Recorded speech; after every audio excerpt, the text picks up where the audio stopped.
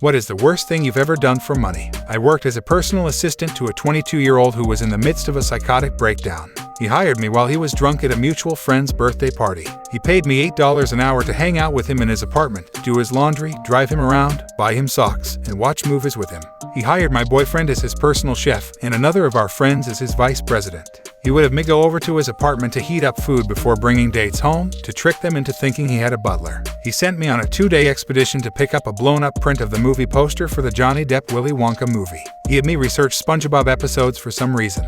My boyfriend cooked Cornish game hens and lobsters for him every day. I wrote some of his college papers for him. Eventually, he decided to expand his business and hired a bunch of Harvard students as interns and bought them all power books. They just sat around all day in his kitchen day in and out, confused as fuck. He made us play touch football together every afternoon. We had nothing but Smirnoff Ice and Red Bull in the fridge. Eventually, it culminated in him taking us out for a night of debauchery, which ended up at a sleazy tattoo parlor, where he told us he'd give us money to tattoo his name on our bodies. He got a tattoo. 2 of the interns got tattoos, and my best friend, who was along for the ride, got a tattoo. I agreed to let him pay to pierce my nipple for a lesser sum of money. Ultimately, he wound up crying hysterically while making out with my best friend. The next day, his mother visited, found out what was going on, froze his assets, and shut the whole thing down.